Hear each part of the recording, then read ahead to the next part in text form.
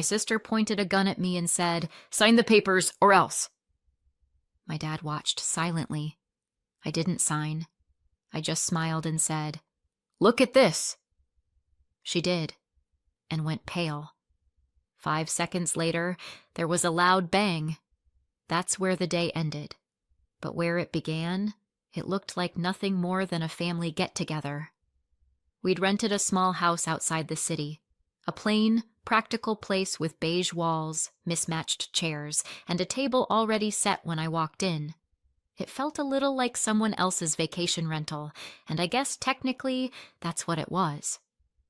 Mom was fussing in the kitchen, unpacking groceries from paper bags.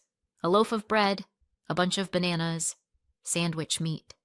The kind of food you buy when you want to look like you made an effort without really cooking. "Hi, honey," she called, smiling too brightly, as if this was all perfectly normal. Dad followed behind her, carrying a cooler with the slow heaviness of a man who never rushes unless he has to. He nodded at me. Not cold, not warm, just Dad. Then came my sister. Sunglasses, hair brushed to perfection, perfume already filling the air. She kissed the air next to my cheek. "Glad you made it," she said. For a while, it felt ordinary, like maybe this really was just a family day. The kind where Mom sets out too much food, Dad sits at the head of the table, and my sister talks about the traffic on the way over. We even went for a short walk before lunch. The path behind the house looped around a small field. My mom pointed out some wildflowers. My dad made a comment about the weather, and my sister scrolled through her phone when she thought no one was looking. It was the kind of walk families take when they don't know what else to do with themselves. I answered their questions politely, kept my voice light. From the outside, we probably looked like a normal family, spending a normal Saturday together. Back at the house, Mom got busy arranging food on plates. Sandwiches cut into triangles, potato chips poured into a bowl, fruit piled high in the center. She always overdid it, even when there were only 3 of us. "Eat something," she said, pushing a plate toward me like it was her mission. "I already ate," I said. She laughed it off, but I saw the flicker in her eyes. She wanted everything to look perfect, even if it wasn't. We sat down together. Dad at the head of the table, Mom to his right, my sister next to me. For a while, the only sounds were forks and glasses, the kind of silence you don't notice until you realize no one said a real thing in minutes. Then my sister spoke, light and casual, as though she'd just thought of it. "So, are you going to do something fun with the inheritance?" The word landed like a stone in a still pond. My mom looked down at her plate. My dad took a sip of water. My sister's eyes stayed locked on me, too bright, too fixed. I shrugged. "I haven't decided yet." Her smile twitched. "You've got options at least. More than the rest of us." Dad cleared his throat. "Family should share," he said softly. "It's the right thing." I sipped my coffee. "We'll see." Mom jumped in quickly, changing the subject. Asked about my apartment, my work. But the mood had already shifted. The inheritance sat at the table with us now, heavier than the food, louder than the silence. We ate a little more. My sister made small digs disguised as jokes. Dad mostly stayed quiet. Mom kept asking if I wanted more fruit. Then, after a pause long enough to make the air feel stiff, my sister pushed her plate away and smiled. "Come with us," she said. "We want to show you something." Her tone was light, but something in me tightened. Dad stood. His chair scraped the floor. He didn't meet my eyes. They led me down the hallway into a spare room. No pictures, no decorations. Just a table, 2 chairs, and a stack of papers waiting in the middle. "This will make everything simpler," my sister said, sliding the papers toward me. Dad stood near the door, arms crossed, silent. I sat, picked up the first page. legal words stacked neatly across the paper. I flipped to the second, then the third. My breath slowed. It was a waiver, a document stating I gave up all rights to the inheritance and transferred everything to them. Not a share, not even a split. Everything. I let out a dry laugh. Are you serious? You actually expect me to sign this? My sister didn't flinch. It's what he would have wanted. Really? I asked. Did he send you a memo? Dad's voice was sharp. Don't be difficult. It's not difficult, I said. It's ridiculous. The pen sat waiting on the table. My sister nudged it toward me. Let's be adults, she said. We can do this quickly and with dignity. Dignity? I raised my eyebrows. This is daylight robbery, with stationery. Her face flushed. You don't deserve it. Maybe not, I said, but I'm not signing it. Her chair screeched as she stood. Sign it. No. The word hung there, bigger than it should have been. My dad's eyes narrowed. You'll regret this. I looked back at him calmly. I regret showing up. And then, in one smooth motion, my sister reached into her bag and pulled out a gun. The room went silent. Even the hum of the lamp seemed to cut out. From the kitchen, my mom's voice floated down the hall. Tea's almost ready! My sister leveled the barrel at me. Sign the papers, she said. Or else. My dad stayed frozen by the door. His silence said more than words. I put the pen down gently. No, I said again. The air felt heavy, pressing against my skin. Then I smiled, small, deliberate, and pointed past her to the corner of the room. Look at this. Her head whipped around. My dad followed. Their eyes landed on the black dot in the corner of the wall. My sister's face drained. What? What is that? Is that a camera? Say hello, I said. You're being filmed. She spun back toward me, panic flooding her face, then back to the lens. You can't, she stammered, but stopped. The gun shook in her hands. She raised it toward the camera. Her voice cracked. Turn it off. Can't, I said. It's working fine. Her eyes darted from me to the lens, desperate. She pulled the trigger. The bang ripped through the room. Mom gasped in the kitchen, dropping a spoon. The camera stayed standing, its little red light still glowing. My sister's eyes widened, confusion written all over her face. My dad stared at me, pale and speechless. I sat still, calm on the outside, everything else tight inside. And the camera kept watching, steady and unblinking. If you want to understand why that day with the gun happened, you have to go back a bit. I grew up in a family where I was the middle child, which already tells you most of the story. I wasn't the golden firstborn, and I wasn't the baby who could do no wrong. I was the one in the middle, the one who got lost in the shuffle. So I made noise. That was my role. If I couldn't get noticed by being good, I'd get noticed by being bad. I was the kid climbing fences, sneaking out at night, jumping off sheds with an umbrella to see if it would slow me down. I wasn't suicidal. I just liked the rush. I liked knowing I was doing something I shouldn't. In a weird way, it was the only time I felt alive, because at least then someone had to look at me. If I came home bleeding, at least my mom had to put down her magazine. If I mouthed off at dinner, at least my dad had to look at me. That was the bargain. I learned early on that bad attention was better than no attention at all. My sister hated me for it. She was older, the responsible one, the one my parents bragged about. She thought I was an embarrassment. Maybe I was. But she didn't just ignore me. She went out of her way to remind me how much better she was. Perfect grades, perfect friends, perfect smile. And then, behind closed doors, she'd twist the knife. Why can't you get it together? No wonder they don't trust you. My younger brother was different. Not exactly close, but he saw me. He'd sit with me, roll his eyes at our parents, and sometimes even cover for me when I did something stupid. He was the only one who made me feel like I wasn't completely alone in that house. By the time I was 18, I couldn't take it anymore. I packed a bag and left. No safety net, no college fund waiting, nothing. Just me and whatever I could scrape together. It wasn't easy, but I preferred struggling on my own to suffocating at home.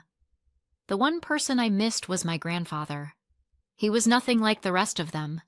Where my parents cared about looking good, Grandpa didn't care at all. He wore the same clothes for years. His shoes were scuffed. He'd show up to birthdays with a card from the discount store and a handshake like he'd just dug a ditch. My mom used to mutter, "He looks like a homeless man." My dad would sigh and shake his head like Grandpa embarrassed the family. But I liked him. I liked that he didn't play the same games as the rest of them. He didn't try to impress anyone. He didn't even seem to notice when people rolled their eyes. He'd tell me stories about his old jobs, the places he lived, people he knew. None of it glamorous, but all of it real. And I craved real. Sometimes when we went out for coffee, I'd pay for him because I thought he couldn't afford it. He'd smile at me like he knew something I didn't. Every once in a while, he'd say things that stuck. Like, even if I was rich, I'd live exactly the same. Because once people know you've got money, they stop seeing you. All they see is what they want from you. I always thought he was joking, just Grandpa being quirky. He lived until 96. When he died, it wasn't a shock, but it still hurt. He'd been the only one in that family who really saw me. So when we got called for the will reading, I didn't expect much. None of us did. Grandpa never looked like he had anything. My parents went because it was formal. My sister went because she was curious. My brother went because he had to. We sat in the lawyer's office, all lined up in stiff chairs. The carpet smelled like dust and coffee. My sister leaned over to my brother and whispered, "What do you think we're getting? His old trousers?" My dad chuckled. "Maybe his socks, the ones with the holes." Mom shook her head. "Probably some old junk he couldn't throw out." I sat there quietly, biting the inside of my cheek. They'd spent years mocking him, and here they were, still at it, even after he was gone. The lawyer came in with a folder. He cleared his throat and started reading. "Your father, your grandfather, expressed his final wishes in this document." No one leaned forward. My sister checked her nails. My mom shifted in her chair. My dad sighed. Then the lawyer said my name. He wished to leave his estate to his granddaughter. The room froze. My sister blinked, then barked out a laugh. "Her? What, his collection of coffee mugs?" My dad frowned. "What exactly did he leave her?" The lawyer adjusted his glasses. "Everything." Silence. You could have heard the carpet breathe. My sister smirked. "Everything? What, a couple $100? The lawyer glanced at his papers. "The estate is valued at approximately $8.5 million. The words hung there like a bad joke no one wanted to claim. Mom gasped. Dad sat up straight. My sister shook her head. "That's impossible!" she snapped. "He had nothing! He wore the same shirt for 10 years!" "He invested," the lawyer said calmly. "For decades. Modest amounts, consistent growth. Compounding over time. It built into a substantial fortune." My dad's face went red. "This is outrageous. I'm his son. That money should be mine." Mom nodded quickly. "Or ours. Not just hers." My sister's voice sharpened. "She doesn't deserve it. She didn't even do anything." I sat there, my hands folded in my lap, pulse racing. For once in my life, they were all looking at me. Not invisible, not ignored, seen. I gave a half shrug. "Guess he disagreed." That's when their eyes really burned into me. My sister's fury, my dad's disbelief, my mom's disappointment. I'd wanted attention my whole life. This was not how I thought it would feel. The lawyer kept talking, explaining terms, details, whatever. I barely heard him. All I could hear was the silence around me, heavy with shock and anger. They had spent years laughing at him for looking poor, and now the man they mocked had left behind a fortune, and he'd left it all to me. And in that moment I realized something. This wasn't going to end here. The bang was still hanging in the room like an echo that didn't know where to go. Nobody moved. My sister stared at the corner, waiting for the camera to fall. It didn't. The little red light just kept glowing, steady and smug. My dad's mouth twitched like he wanted to speak but forgot how. "Why didn't it break?" my sister whispered, more to herself than anyone. I didn't answer. Sometimes silence says more than a lecture. Her grip tightened. Another shot cracked through the room. The lamp flickered, the air jolted, and still the camera didn't move. She lowered the gun, breathing fast. "What is wrong with this thing?" "Plenty," I said. "But not what you think." That's when the footsteps came. Firm. Heavy. Too controlled to be family. The door burst open and 2 men stepped inside. Not uniforms, not relatives. The kind of presence that rearranges the room without asking.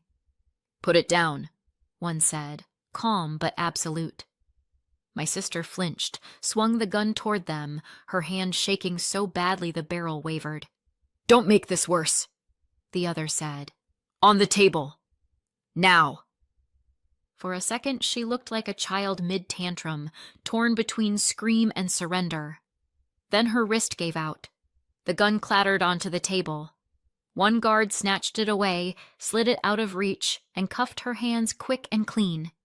The other put a steady hand on my dad's shoulder. He froze. The room exhaled for the first time in minutes. I looked at my sister, wide-eyed and cornered.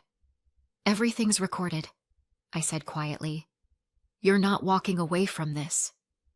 She glared back, words ready but useless. And that's where I'll pause and explain.